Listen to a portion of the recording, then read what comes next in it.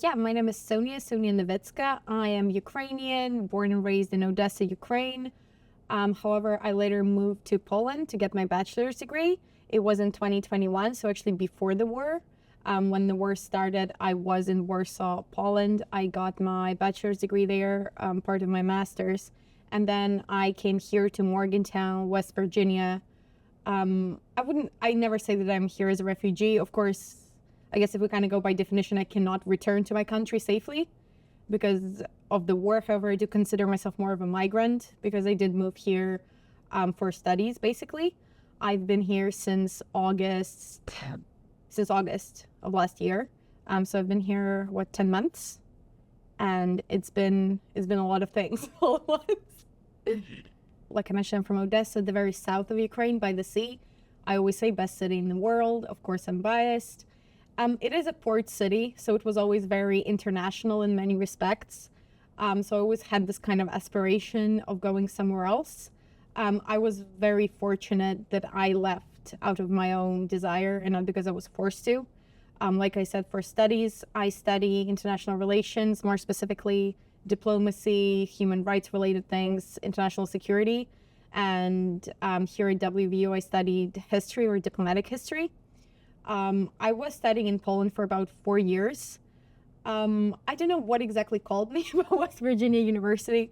It was a kind of bilateral agreement program. So why I'm here is that students from Poland come here to Morgantown, West Virginia, and students from here go to Poland as part of an exchange. I work in human rights, and so I'm very interested in people and people's needs and how people approach humanitarian work, but also education in many countries. It was quite a hard decision to move across the ocean. Like I said, I am speaking from a very privileged perspective here, because once again, I cannot exactly return home right now, but I am coming here not because I was forced to, it was rather a decision. Very fortunate. And that's how I ended up in Morgantown, West Virginia. Everything is different. My English is okay. Dare I say good sometimes. And once again, very fortunate because I spoke the language. I learned it in school. I went to a language specialist school. That's where I learned English and Polish, actually, hence my kind of places of education. And still, it was a big adjustment. The US is very different from Europe, let alone Ukraine, which is also Europe, but not the EU, which is what I kind of meant there. The people were friendly. It is, I really want to preface this by saying that my experience will not be everyone else's. I am in many ways here in this very contained situation where I'm here on a grant, I'm studying, I have the structure backing me in a way. However, everyone was very friendly. I've met friends. Another very distinct experience I had is people don't really know where Ukraine is or what it is. Some people know about the war, obviously, but I'm often approached in coffee shops and whatnot, asking, oh, is it always winter in Ukraine? And I have to be like, no, we have seasons. It's those types of things saying, where is it? Is it part of Russia? Oh, we just speak Russian. And I was like, well, I speak Ukrainian. And sometimes, there was this really funny instance. I was walking down High Street, and I was speaking to someone on the phone in Ukrainian, to my family. And this man started kind of chasing me down, huffing, puffing. And I genuinely thought, well, okay, this isn't going to be one of those horror stories. It's okay. We're gonna deal with it. He finally caught up with me, which I was a bit scared about. However, it was just a Croatian man being really excited that someone was speaking some sort of like Eastern era language. He was like, what language? And I was like, Ukrainian? And he was like, yay, good job. So it's a lot of those. However, I have heard stories from other Ukrainian immigrants here. I will be going back to Poland, but a lot of the communities have actually like settled here in Morgantown. My idea is it is via church groups or people taking them in because of the war. And I have heard, unfortunately, less funny stories from those people dealing with discrimination on basis of language, on basis of just being Ukrainians, saying things like, go back where you came from. Yeah, I haven't, Well, I have experienced it sometimes, like kind of in passing. Well, but that's something, unfortunately, a lot of Ukrainian refugees and migrants like myself deal with, not only in the US, but also elsewhere. It is especially interesting in a community so small as Morgantown, West Virginia, because it is, what, 30,000 people? And still, I kept meeting Ukrainians. Of course, it does have to do with a little social bubble. Of course, as a Ukrainian, I will be frequenting kind of the same spaces, but I was delighted to know that there is even a WhatsApp group of like Ukrainians of Morgantown that I've been promptly invited to after, I think, a fundraiser that they did downtown. And I was like, wow. And dare I say, it's very, the chat is by no means dead. It's people going to Pittsburgh and saying, oh, do you want to pick up some of the Ukrainian produce? That is another big part, I think, of being over here. Because, for example, in Poland, very different from Ukraine in some respects, but you are still able to get similar foods. You are still getting those like Ukrainian shops with genuine Ukrainian foods, chocolates, but also we eat buckwheat as a type of dish. Yeah, with pleasure. Yes, we do. And I miss it so much. And here, that's just another thing, and I will get back to it. Remind me about buckwheat, please. But what I was saying is that people get together to go to these group trips to Pittsburgh to gather some of these familiar products from Ukrainian or like Eastern European stores there and bring them back here and kind of disseminate them within the community. They do barbecues, and I just think that's wonderful. It's fantastic. It's in a community this small. What I was going to say about buckwheat is what I actually found is that West Virginian, for example, cuisine is not so different from Ukrainian cuisine. For example, buckwheat, you don't eat it as a grain per se, because what we do is we kind of boil it and it's a side. Here you do like buckwheat pancakes or things. There was a buckwheat festival in the fall, I think. And they didn't really do that. I had to explain what buckwheat was to some of my British friends, for example. So that was very interesting because obviously the US is very much an immigrant society. I would say, I'm not sure if it's the right term. I would use it. For example, cabbage rolls, which is obviously something, we call it something different, but it's something, again, very familiar. Where I'm from the Bessarabia region of Ukraine. This is a big part of my identity. Of course, Ukrainian first. But Bessarabia is kind of Romania, Moldova, part of Ukraine, which has its very distinct culture, a set of languages, but also cuisine. And this is not very academic language, but we go crazy for grits. This is one of my favorite foods ever. And what I was delighted to discover here is that Southern cuisine is really not that different. It's cheese and grits. And that was really endearing, how you can be somewhere as random as Morgantown, West Virginia, and still have those familiar foods, for example, and you are able to relate to people over those foods. And that's just amazing. There is an Odessa, Texas. It is my understanding that it was built by immigrants from Odessa. Don't quote me on this. Someone needs to fact check me. But I do think that even like the Odessa people are represented somewhere in the US. Well, the Orthodox churches, for example, there is one on like just off of High Street. I'm not sure whether it's, because for me, like the political affiliations within the Orthodox Church are sometimes questionable to me. I don't have the time or resources to do my research on whose side they're on and whatnot. However, there is an Orthodox Church kind of readily available. And we are very close to, for example, Pittsburgh, which is kind of known for the Polish immigration, is my idea that it is. But also it's Eastern European in many ways. Not that I want to group us all. That historically hasn't worked out well. But it is, like, for example, the cuisine and the products sometimes are very familiar.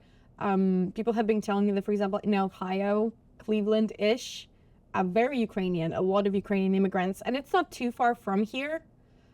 So I do think that some of the customs may have rubbed off a little bit. That being said, I find myself often kind of relating to my friends from South America. For example, Brazil, I know I have this wonderful friend, and for example, we at the table we cheers every chance we get. I was so surprised to find out you don't really do that here. You just take a sip. And I'm a big, let's. And I tried to do that in my circle of American friends, plus this Brazilian girl. Her name is Elise. I think we can name her. And I went on to do this, and she was like, "Oh, I was kind of ridiculed for that earlier. I'm so pleased that someone else gets it." And so I think the most valuable thing that I'm taking away from this experience as a migrant in the U.S., even a temporary one, it's those surprising connections in some of these cultural nuances, not only with the U.S. population, but also like the Americas in general. And it's just very interesting how Brazil could not be further away from Ukraine, and yet some of those things are different from the US in the same way. And it's just so interesting and almost impossible to track. But I'm just fascinated by it. So I left Ukraine for Poland when I was just 17, which was quite young. And I was the first one of my kind of immediate family to move away somewhere to study. I'm a very curious person, and I just couldn't pass on an opportunity. I was like, well, I'm studying now. When else am I going to travel? And so I left, and it was obviously a lot of adjusting. And that's where, once again, not even leaving as a refugee without escaping imminent danger, it was still just so much of figuring things out. It's a new healthcare system. You need to get a social security number, which is, again, hard at 17, even harder if you're 17 and fleeing war. It's obviously a new language. I was fortunate enough to learn it in school. I still don't know why we learned Polish, but we did. And that's how Poland was selected. It was right there. Once again, another little privilege is that Poland and Ukraine are bordering countries. So you're only crossing one border to be there. It's still far away.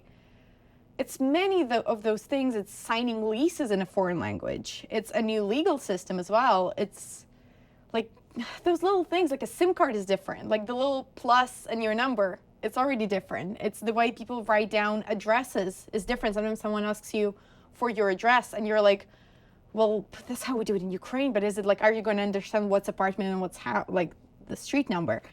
And so it's so many of those things. And I do think what many people don't realize is that how fast you need to pick those up. Because it's not like, well, you're here for a year and someone, more often than not, it's that same week. You basically arrive, it's a new currency. And you're just confronted with all of those like choices and responsibilities in a different language, really from the start. And I think it's hard in many ways. And then the war started less than a year after I had moved to Poland. I try to go back to Ukraine every 6 months or so to see my family. I do miss my home. It is, however, really dangerous. Every region of Ukraine without exception, but Odesa is a port city, sometimes becomes kind of one of the main targets. Every night it's sirens, every night it's explosions. It's something that's really hard to go back to, but then also you just go back to Poland, or for, like in my case, I went here and I was like, oh, well, that's gone.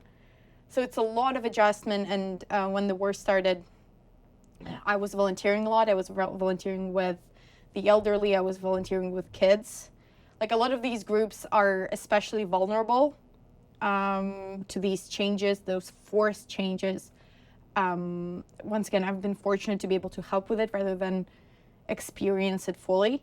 However, I cannot like overstate how hard it was and how chaotic it was, because I think for many, even kind of like listening at home or watching it, you cannot really imagine being at war right now. And that's something, of course, the war has been going on since 2014. What we call like this phase is the full-scale invasion, but there has been fighting, there has been warfare since 2014. And I was, 11, 10 when it started. So you kind of grow up with knowing that in that region of your country there is war, but you're kind of all right now. So it's very different when it's, and then when things were heating up, I was obviously talking to my friends and then to my family, and I would always be like, well, there's just no way, because like we have memes now, we have Twitter, like we have like Instagram stories, like what, like it doesn't make sense. Something, there's a term called unthinkable history, and that was just unthinkable. You couldn't understand. And then the war started, and it's like people have been calling me. I had like a horrible call. I don't know where I was living in Poland. It was about like 5 a.m., 4 a.m. And then my friend called me and he was like, oh, I think I might die. And I was like, wait, let's walk this back. And he was like, there are bombs, like, I'm just calling you to let you know. And then I was like, okay, like, go to safety, but you also don't know where safety is. Because now I know that when there is a siren, you need to have 2 walls in between you and the outside. So for most people, it's a hallway or a bathroom. Like, I know the drills. I know, like, the tourniquets. I know, like, bandage, packing a wound, getting to safety, where to stand so it's, like, less, so that you're less exposed. We have picked those up now, very sadly. But at those very first days of war, no one knew. So I was like, get to safety, wherever that is, you don't know. And then I called my parents and they kind of hung up. They were like, we're kind of figuring this out right now. Because again, I was somewhere else. And then I was living in a dorm, which was kind of filled with Ukrainians. It was like a Ukrainian, like an international student dorm kind of situation. And I had the task of like at 6 a.m. knocking on people's doors, being like, don't freak out, but also freak out. The war started. And I had to say that phrase so many times to maybe about 15 people, and being like, call your mom, call your mom, call your mom. And then what I think, when I think about Ukrainians, I think about resilience. And once again, 17, 18-year-olds, we were, and there was kind of a hub in this dorm, and we were all checking the news. Someone was checking this channel, someone was checking that channel, someone was kind of monitoring if anyone's phone was ringing, someone went out to get McDonald's. Now I smile kind of because there was, once again, this sense of community that you experience, but also it's incredibly hard and it's just horrible. The point of the story was, as kind of the first shock wore off, immediately there were kind of like those volunteering opportunities, and everyone was doing their part. And that's when people's families started coming in. So everyone in their room would have someone from Ukraine. Like at that point, just like no one was living alone. you couldn't. And it would be people you don't know. It was someone's grandma. It was someone's little niece. They were in the student accommodation. There were babies. And we were just kind of like, yeah, we need to run out and get some formula. And it became that. And it was quite dramatic. And then as the years went on, unfortunately years, and it's not over yet, it has become more normalized. Going back for the first time for me was obviously really dramatic, because you would hear things flying over your house, and you're like, you hear the little zoom, and I would be freaking out. I would be like, okay, can we need to go somewhere. And my family, who's been like at that point living with it for about like 6 months to a year, they were like, oh, it's fine. Like there are apps now which tell you where the rockets are going or where the drones are going. Most likely, it's not foolproof. Nothing is, but they're like, oh no, I checked it. It's like the next district over. We're fine. And I would be like, oh, all right. I don't know. I guess I'll go to sleep. But you cannot sleep. You hear things exploding. And like every time you come back, it becomes more, you become desensitized, very unfortunately. And then it's a siren. You're kind of like, oh, well, do I want to get out of bed right now? Because you just, and it happens at night, and it happens at like hour, 2 hours increments. So you genuinely have to kind of gamble with it and be like, well, you know what? I think I'll get up at the next one. And yet it's still kind of trade-off, where at this point you're so exhausted and you just know, and you're like, well, if it hits me, it hits me. It's just horrible. And still I feel very lucky to be able to go back, or to have been able to go back when I was living in Poland, just even for a little while, and go back and forth. Then coming back to me, I finished my bachelor's, and there was also a little bit of a crossroads. What you want to do? Do you go back? I always wanted to go back to Ukraine and work in Ukraine. Unfortunately, it is a life-threatening situation wherever you are. So I stayed for this double degree master's thing in Poland, and I started working at an NGO directly having to do with Ukrainian refugees. So trying to give back still. And I was there for a year in Poland, very much similar situation, going back for some time, going back and forth. And then I had to move here for a year, which is more relevant, I guess, to the... and then I moved here, and that was... I was so removed from everything, because even in Poland, you kind of... It's across the border, so it's not that far away. Here, having an ocean between me and my... my home, and then Warsaw, where I lived for 4 years. So I think of myself as a Warsaw person, not necessarily Polish, because I'm not. But I do think of myself as like a Warsaw resident. It is also my home. And then I'm in this third place, which is so far away. Again, I speak the language, and yet like American culture is unlike anything I've ever witnessed before. It's so kind of composite of many little things. it is very much different, both from Ukraine and Poland, the EU, where I lived and worked.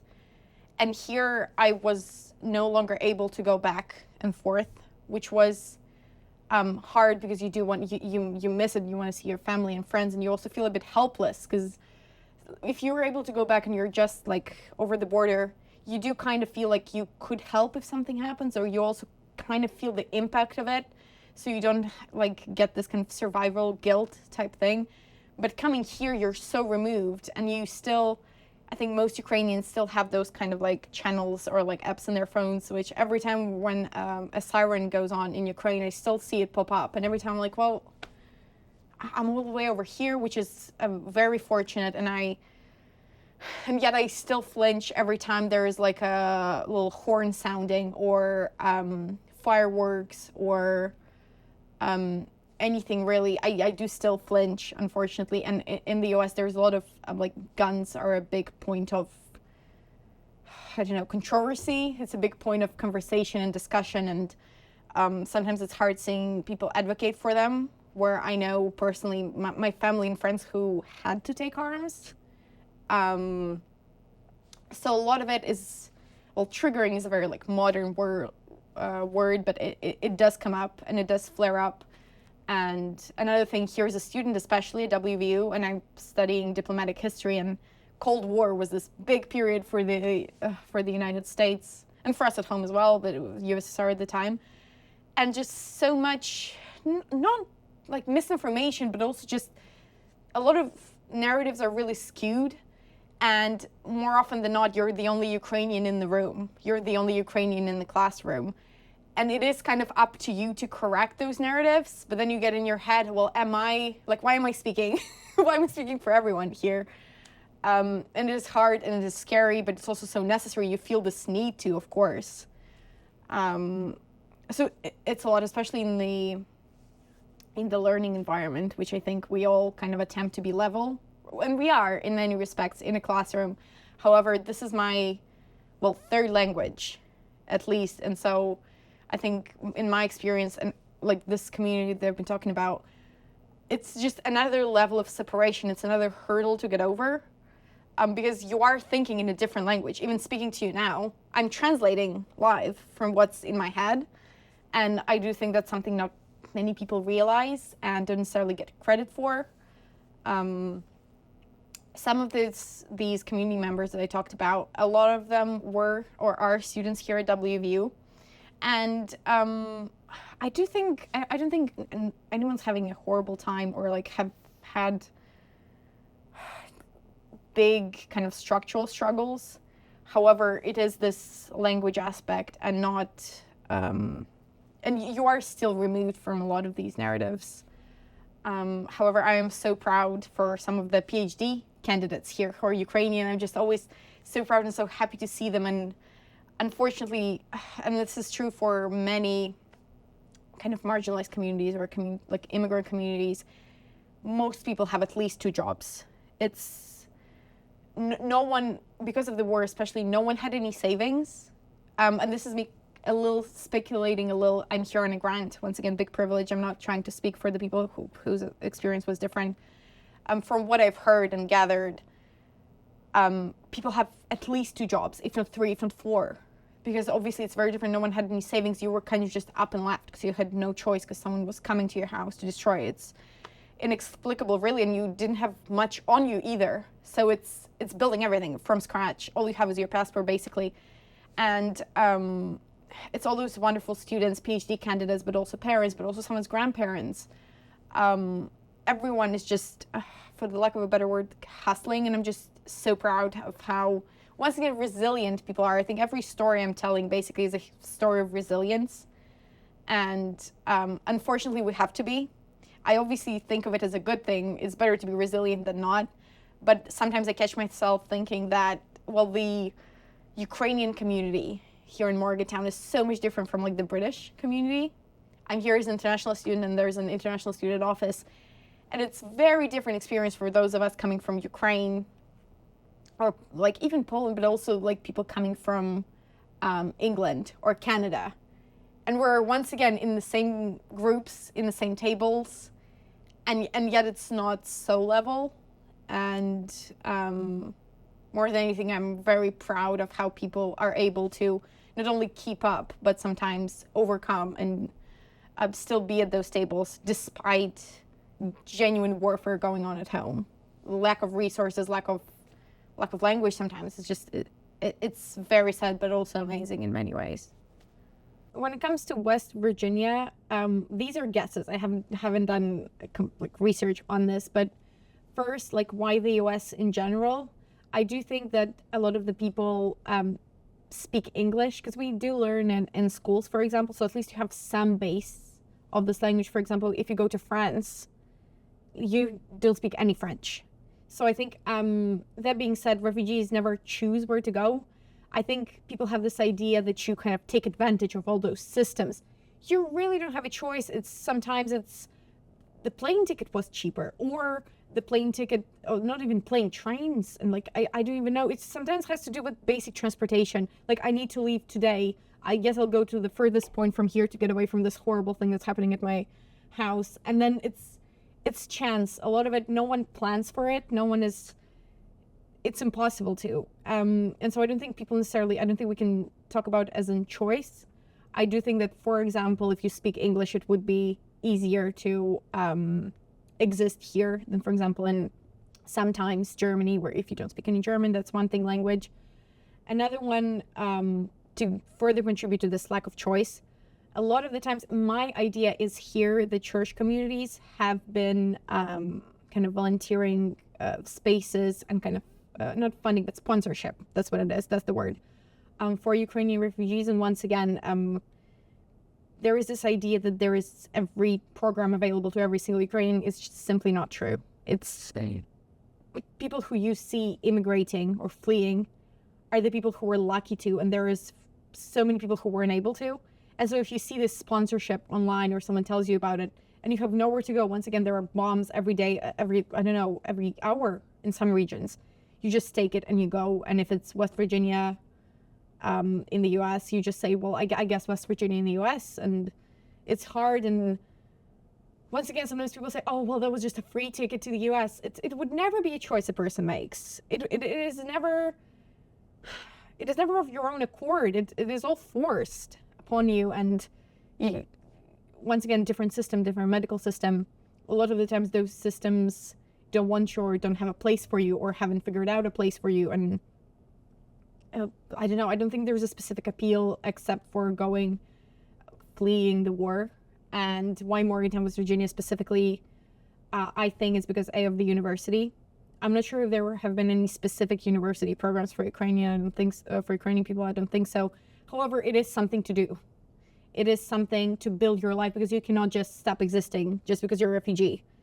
You do need, if you are 17 or 16 or 20, you still kind of need to figure out what you're doing. And if it is in West Virginia, then okay. Then I guess West Virginia would also be cheaper than a lot of other places in the U.S. That's another thing to consider. That's how I was able to come to the U.S. in the first place.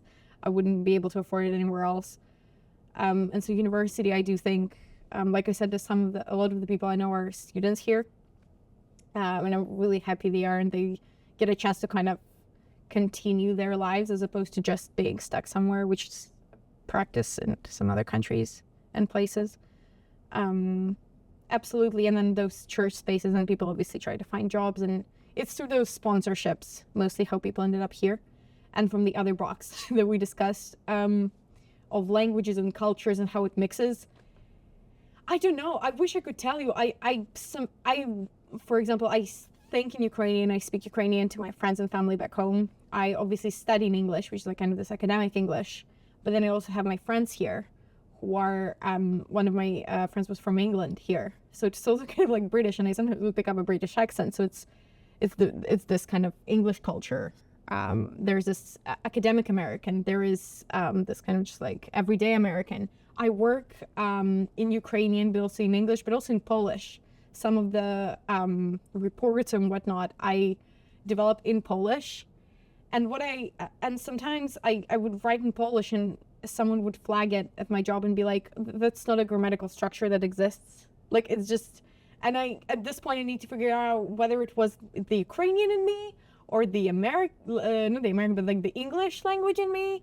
And same here. Sometimes my professors here would say, I've never, it's correct. I just never kind of heard it being put like that before. And just those things, which I think sometimes give you an advantage because it's something unique in it, and all, but just all those grammatical structures, they mix around in your head. But it's also the cultural influences, because sometimes I do think that sometimes whatever that means, or whatever that means to me specifically, like I act Polish or I act European. I'm sure I act American sometimes, and I've picked up a lot of like the more British English things from my other friends in the international community here. It's just all very different. With the US specifically, I think a lot of the media we consume across the pond is still very American. It's the Netflix shows, it's the music, it's the superstars, it's the tours. So a lot of what we consume is actually still American culture. So that's something I'm more familiar with. However, coming here as a Ukrainian, I get a lot of the cultural references because of how popular it is. I get the cultural references, but my cultural references I have to explain. And I think that goes for a lot of the members of the community. I'm able to relate to my American friends or even my English friends because I know of Jeopardy, for example. I don't know, anything like that. Wheel of Fortune. And then I need trivia, for example, but I have to explain how trivia is different in Ukraine. I also grew up doing competitive trivia, but it's different from yours. And it's how, through films, through everything, through high school experiences, I'm very much able to relate to it or understand it to some extent. Not fully, of course. I didn't grow up here. But me explaining my high school experience, so different. Even my university experience in Poland. And it is one of those harder things that migrants and refugees and immigrants go through.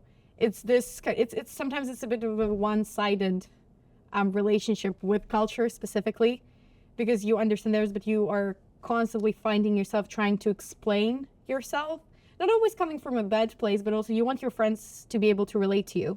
When you write a paper, sometimes you need to give background because no one is an expert in everything, and especially in the US, like at WVU, not everyone is familiar with some of the Ukrainian context I was talking about. And just so it is a lot of like emotional and intellectual labor. I would go so far as to say that. Just having to go through explaining all those things. And that's just one, another hurdle of not being from here specifically. Yes. I do think about it as going home, and I'm so excited and I'm so endearing. And also, I'm not a Polish citizen. I don't have any kind of permanent residence permits or anything. So when I go to Poland, actually, I will be here for work for a bit, doing this and that, a conference. And then I would still go to Ukraine for a little bit because it's my home, and I get to choose to go and be able to leave as well, big privilege. However, I still need to get a visa to go into Poland for extended amounts of times. So in this situation, I am kind of forced to go back to Ukraine as well. I'm excited to go. It's the food, it's the people, it's the everything. However, I do need to mentally kind of brace myself because for 10 months it's peace. You're living in a relatively peaceful situation.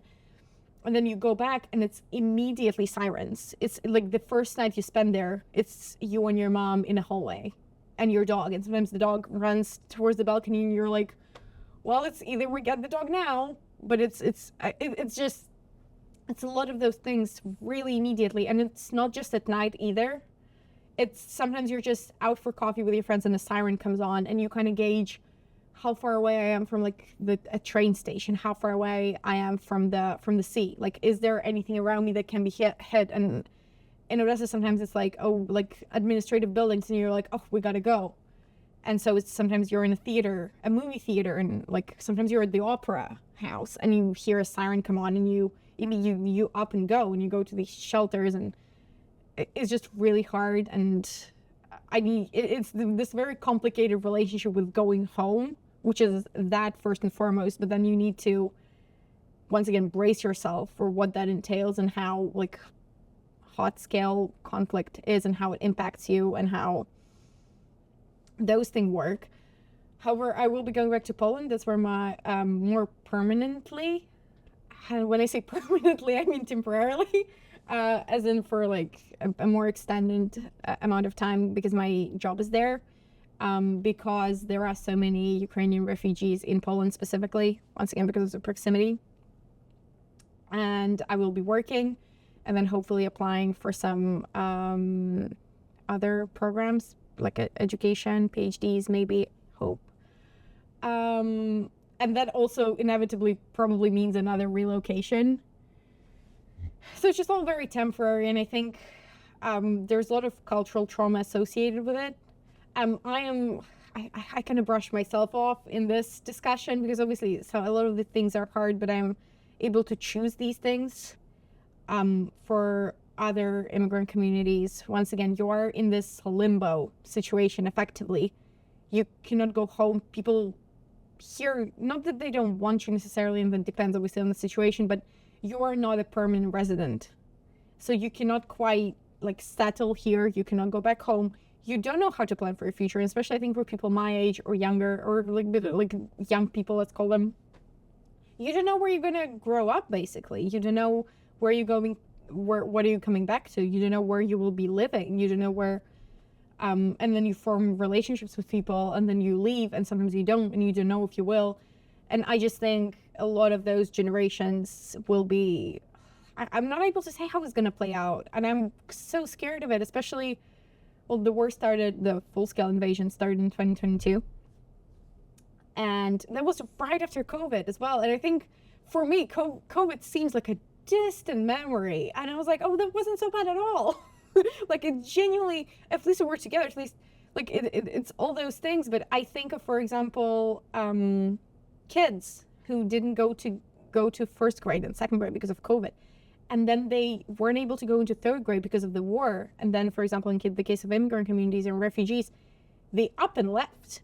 So we're completely different. And you're, 7 years old or 8 years old. You've never been to school yet. You're Ukrainian, you know you're Ukrainian, your parents or you speak Ukrainian, and yet you've never been part of that education system, for example. You've never been a part of like those kinds of things, and you're in the US, for example, and I'm not sure how they navigated or how the parents navigated. That's just another thing. Sometimes I would work with kids in Poland who were so traumatized by the war, and they would be like 6 years old, but they quote unquote forgot Ukrainian, but it just got associated with them for like with the explosions and all the horrors that they just switched to Polish, and so they have those mental blocks. And like I just find myself thinking, I don't know how you grew up. I don't know. I think it's so hard to manage. I don't think if it's manageable at all, and it's kids, but also my generations. Once again, I'm talking to you now, and I've been so fortunate with all these opportunities, and yet when you ask me where you're going to be staying, I'm like, well, I don't know. And it's like with any kind of research, I did my master's thesis here on the Russian-Ukrainian war and kind of like the Russian colonialism in Ukraine and whatnot. And it's ongoing. So I was never, there was a conclusion, thank God. But there was really none, and it's hard to plan for myself. And you also, I think, as any person would, you kind of try to relate yourself to your family. You try to plan with your family in mind, with your hometown in mind, with your, pets in mind, and you just cannot. And it's just something so hard to navigate. And the only way to really kind of combat that is, I think, though, building those communities. And I'm just so very happy that, for example, in Morgantown, West Virginia, there is a WhatsApp group. Like worst comes to worst, there is a WhatsApp group that you can text. And once again, resilience. It all for me comes back to just this notion of resilience. What do I have things to say? It's very, once again, I always preface this, I am a girl from Ukraine, so I could never understand what it's like to be a boy my age or a man in Ukraine right now, because like whether you think it's your duty or not, on paper it is. And so it's so vastly different because, once again, I've been talking a lot about like hopping back and forth. This is not everyone's experience. And I think at the beginning of the war, once again, don't quote me, fact check, but I think it's people before 18 at least were able to leave, regardless of gender. And that's how there are some boys in the Ukrainian community here.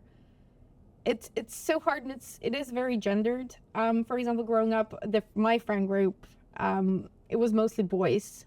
And then I I left to study, but I still get to see some of my girlfriends in Europe, which is also weird, which is also not our coffee shop and whatnot. My guy friends, I cannot see. I can only see if I go visit.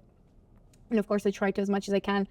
But it is this very, they just cannot. And it is also important that while, the draft is mostly for men, however, in terms of leaving the country, certain professions of medical professionals, IT professionals, regardless of gender, are not able to leave. There is a sort of ranking. So sometimes even women who are like certain kinds of medics, I'm not really too familiar with the exact terms here, but it's sometimes not even gendered. So if you have medical professionals in the family, it's the same thing. It is really hard. It's my mom is able to visit, for example, but my dad cannot leave the country, and so it's once again a no-brainer for me. You go back to see your dad, or you go back to see your friends. However, that is my own personal decision, because you do need to be ready to basically. I feel really dramatic. I was like, well, you need to be prepared to die. Obviously, no one thinks that. No one buys it I don't know, a bus ticket, and then you're like, well, I'm just gonna. Not really, but it's this very imminent danger. You make a decision with yourself, I want to see those people. There will be bombs around me. There will be bombs within there. You could see, you will see the explosions. It's very hard. It's never easy, and it's also some of that. I'm sure some wonderful research has been done, but also probably does something to your brain, to your relationships. It's so incredibly hard. And another thing on a more academic level, it's I've been once again very fortunate here to have been able to network and go to conferences and engage with some of the professionals in the field and researchers. Something that they talked about in one of the conferences was how there will be this immense gap between people, like you said, people who left and people who stayed. For example, obviously the men in my family, but also my friends were never able to leave. And some people, like my mom, for example, or my grandparents, they just make this decision where we're not going to leave without them. What do you mean? I'm just going to, for some people it's sons, for some people it's younger, or my dad is someone's son as well. It's someone's husband's brothers. You just don't leave them. And I also understand that you what do you mean? And that's fine if you do. Everything is very different. But what I mean, in my family, my experience, no one left. It was me in Poland, and I was like, come. I was like, grab the dog and come here. I have we'll figure it out. And they would just be like, oh, are you insane? What do you mean we leave? And for some people it's houses, for some people it's their ancestors' tombstones. You're like, what do you mean? But who's gonna plant the flowers at the graves? And I'm like, well, point question mark. It's just so hard, and people stay for many reasons. But then people who leave obviously are never at an advantageous point. In my opinion, I don't think as a refugee you never are. You are legally subpar in most places if you're an asylum seeker or a migrant. Actually, you're never going to be on that same plane. And yet people, thankfully, once again, resilience. They find jobs, they find communities, they pick up skills. If you move to the US, your English becomes better. If you move to, I don't know, Poland or Germany or France, you pick up the language, not because you choose to. You do it to survive. You do acquire that skill. And when you come back, someone's traumatized, probably lost property, something, haven't gained any skills. And so there will be this very weird situation of, I stayed, I helped, for example, the economy by staying or whatever. You left and then you come back and then you kind of have more skill than me. And it's just, and none of those are better or worse. And it's obviously more complicated. It is, however, once again, I talked about this cultural trauma, and it will be studied and studied and studied. I have no idea how it's going to pan out. And I studied, the thing is, I really shouldn't say that. I study international security. I'm getting my master's in it. And obviously we have ideas and we have theories and we have, I work in human rights. There are very specific frameworks to try and protect people. But on a large scale, I think it's so unprecedented, this kind of conflict, since, I don't know, World War II, for example, in that region, at the very least. You don't know. It's how you didn't know how that could even happen with Twitter being in place. Sometimes if you go on Twitter now or on Instagram, whatever, there are memes, supermarket commercials, collaboration, someone died. and it's just it's unthinkable now. I think in the future it's even more unthinkable. I have no idea. Well, to kind of as a digest of what I was saying, some of the themes that I tried to highlight. First of all, my experience will not be the same as many people's. I don't want, please, like if you have the resources, I would advise people to listen to at least a couple of stories. Mine is, from an incredibly privileged standpoint, is just my story. It will not be the same as others. So please don't make any judgments on the Ukrainian populations based on me. No one made me king of the hill in that sense. And another one, and it's something I know I sound like a broken record at times, but it's being a refugee somewhere else is never an advantage. Like being taken in, and like it's some of those words like sponsorships. It's not like you come in and you're set, you're done, you're good. It's a continuous struggle every day, if not every hour.